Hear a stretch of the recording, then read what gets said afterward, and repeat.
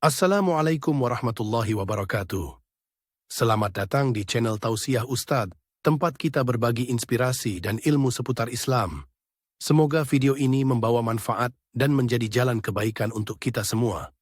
Bismillah. Yuk, kita mulai. Assalamualaikum warahmatullahi wabarakatuh. Alhamdulillahi rabbil alamin.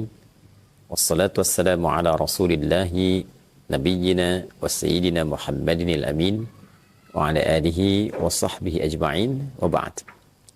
Saudara-saudariku, shaimin, as-saimat dimanapun berada, alhamdulillah kita masih diberikan kesempatan, kemampuan dan kekuatan untuk beraktivitas dan sampai pada detik yang sangat menentukan perjalanan di bulan Ramadan yang mulia ini hingga tiba di 10 hari terakhir di penghujung Ramadan. Semoga sampai detik ini seluruh rangkaian aktivitas kita dinilai sebagai ibadah yang diikhlaskan hanya kepada Allah Subhanahu wa taala. Semoga doa-doa kita diterima dan dijawab oleh Allah Subhanahu wa taala. Semoga dosa-dosa kita digugurkan dan diampuni oleh Allah Subhanahu wa taala. Dan semoga seluruh ibadah yang kita tunaikan diterima dengan penerimaan terbaik oleh Allah Subhanahu wa taala. Teman-teman, di rangkaian 10 hari terakhir di bulan Ramadan ini, baik malam ataupun siangnya, disikapi oleh Nabi SAW dengan penuh kesungguhan, penuh keseriusan, sehingga Al-Imam Al-Bukhari misalnya mendokumentasikan kesungguhan keseriusan Nabi ini pada satu informasi yang tersambung melalui jalur Sayyidah Aisyah radhiyallahu taala anha, ditempatkan oleh beliau dalam satu urutan hadisnya dalam kitab Jami beliau pada nomor hadis 2024, dan diungkap bahwa Sayyidah Aisyah radhiyallahu taala anha mengatakan, atau kama qalat, idza dakhalatil ashru, jika 10 hari terakhir di bulan Ramadan itu telah tiba, syaddan nabiyyu sallallahu alaihi wasallam mi'zarahu, maka Nabi sallallahu alaihi wasallam mengencangkan sarungnya, mengencangkan pakaian beliau untuk menunjukkan kesungguhan, keseriusan dalam beribadah, menyingkap berbagai macam kebaikan yang bisa dikerjakan dan menunda pergaulan-pergaulan biologis dengan istri-istri tercinta dan mengkhususkan kegiatannya untuk bertakarrub kepada Allah Subhanahu wa taala. Ahya lailahu, beliau menghidupkan malamnya, dan aiqadha ahlahu, membangunkan keluarganya. Dalam konteks menghidupkan malam ini ada sesuatu yang menarik kala Nabi sallallahu alaihi wasallam banyak sekali memotivasi kita dalam rangkaian hadis yang beragam untuk menghidupkan malam-malam 10 terakhir Ramadan.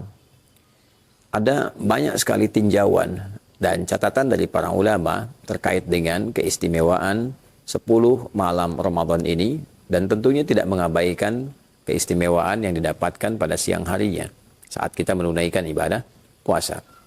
Pada 10 malam terakhir ini ada beberapa momentum yang sangat diburu oleh umat Islam, mengacu pada besarnya potensi kebaikan yang disebutkan dan diisyaratkan oleh Nabi SAW. Di antaranya adalah potensi mencari malam kemuliaan, malam keberkahan. Disampaikan di dalam Al-Quran surah Ad-Dukhan misalnya di ayat yang ketiga, saat Allah Subhanahu wa taala berfirman, "Inna anzalnahu fi lailatin mubarakah." Dan demi keagunganku, aku turunkan Al-Quran itu di malam yang penuh dengan berkah. Ya, ayat ini ingin memberikan satu isyarat bahwa ada satu malam yang perjalanan waktu di malam itu seluruhnya diberkahi dengan keberkahan turunnya Al-Quran. Dengan sempurna di surah ke-97, yaitu surah Al-Qadar, dijelaskanlah kemudian di antara detil keberkahan yang dimaksudkan. Saat Allah Subhanahu wa taala berfirman, "Inna anzalnahu fi lailatul qadar." Yang dimaksud malam mubarakah, malam yang diselimuti keberkahan itu adalah malam Al-Qadar, malam saat diturunkannya Al-Qur'an dengan segala keistimewaan dan keagungan yang melekat di dalamnya. Wa ma adraka ma Lailatul Qadar? Tahukah Anda malam Al-Qadar ini, malam yang penuh berkah ini, Lailatul Qadri khairum min alfi syahr. Malam penuh berkah ini diliputi oleh limpahan pahala yang mengungguli, melebihi nilai dari 1000 bulan. Seringkali sementara pakar menghitung 1000 bulan ini kurang lebih ada yang menghitung 82 tahun sampai kisaran 85 tahun. Jadi bila ada seseorang beribadah bertepatan dengan malam ini, maka potensi pahala yang bisa dia raih setidaknya kurang lebih 85 tahun. Orang membaca Al-Quran bertepatan dengan malam ini, maka bacaannya bisa bernilai setidaknya 85 tahun. Anda membacakan Alif Lam Mim, seakan mendapat pahala. Bacaan itu lebih daripada 85 tahun membaca Alif Lam Mim tanpa henti. Ada orang menunaikan sholat bertepatan dengan malam itu, maka sekalipun sholat yang ia tunaikan 2 rakaat misalnya, seakan ia menunaikan sholat dimaksud lebih daripada 85 tahun. Tanazzalul malaikah, malaikat berbondong-bondong turun. Saking banyaknya yang turun, dijelaskan dalam ayat itu dengan menggunakan formulasi tanazzalu fi'il mudhari'nya itu pertamanya itu tidak difungsikan. Karena dalam yang standar biasa, kata itu akan diungkap dengan kata tatanazzal. Tanazzala yatanazzalu. Tatanazzalu. Tapi ketika taknya dihilangkan satu, dalam ilmu makna di bahasa Arab menunjukkan sesuatu yang cepat. Sesuatu yang cepat. Tanazzalu. Cepat sekali malaikat itu turun. Dan bukan hanya cepat, banyak yang turun. Ya, saking banyak dan cepatnya sehingga padat keadaan bumi itu digambarkan oleh para mufassir, dan saking padatnya suasana alam menjadi lebih tenang. Tanazzalul malaikatu, para malaikat itu turun fiha di malam itu, ya. Kemudian apa yang mereka kerjakan? Banyak hal, ya. Mereka menyertai berbagai macam perkara, persoalan. Yang zikir ikut malaikat berzikir. Yang sholat ikut sholat. Yang membaca Al-Quran disertai bacaan Al-Qurannya. Yang berdoa disertakan permohonan jawaban. Yang memohon ampunan disertakan permohonan pengampunan kepada Allah Subhanahu wa Ta'ala. Bahkan malaikat Jibril pun menjadi pemimpin di kalangan malaikat yang turun ini. Tanazzalul malaikatu waruhu fiha. Roh yang dimaksud Ruhul Amin, yaitu malaikat Jibril alaihi salam. Malaikat Jibril turun, malaikat yang lain turun. Sayyidul malaikah dan para malaikat turun menyemarakkan malam yang penuh dengan berkah ini. Apa yang diilustrasikan dalam Al-Quran untuk memberikan gambaran yang kuat kepada kita untuk memburu malam ini? Ya, di antaranya selain tanazzalul malaikatu waruhu fiha min kulli amr, dari semua urusan, ya, adalah salam. Ada kedamaian, ketentraman, ketenangan. Malam ini dihiasi secara alamiah karena tadi banyak malaikat yang turun, maka suasananya lebih tenang, lebih damai, lebih tentram. Auranya begitu baik. Orang-orang yang mendapatinya mendapatkan frekuensi serupa. Tenang ke dalam hati, tenang ke dalam jiwa.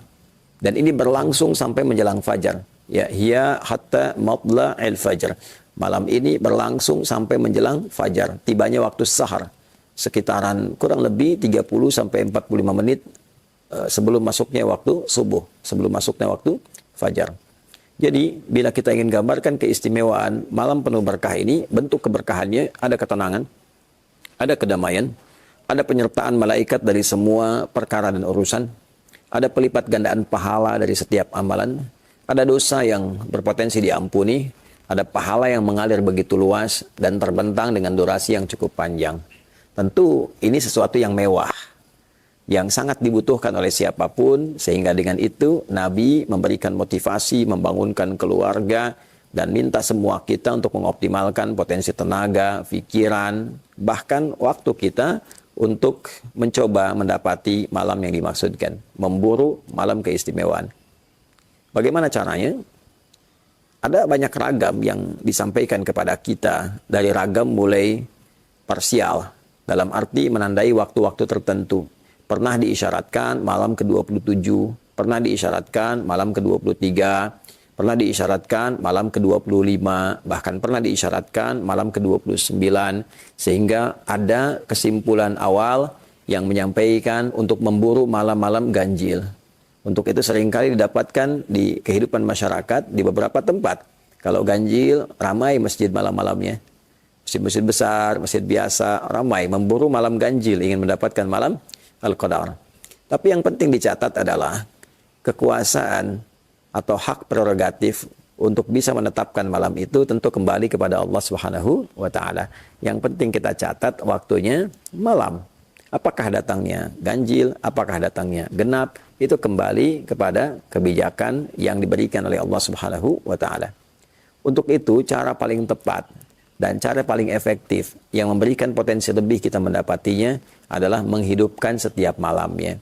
Karena bahasa hadisnya pun yang tadi teriwayatkan telah kita sampaikan, ahya lailahu. Nabi menghidupkan setiap malamnya. Ya, malam di khususnya 10 malam terakhir itu. Jadi kalau kita hadir di setiap malamnya, baik itu genap ataupun ganjil, menunaikan amalan, insya Allah potensi mendapatkan malam Al-Qadar itu lebih besar dibandingkan dengan hanya memburu di satu waktu tertentu saja. Ini cara paling efektif, langkah paling strategis untuk mendapatkan apa yang dimaksudkan.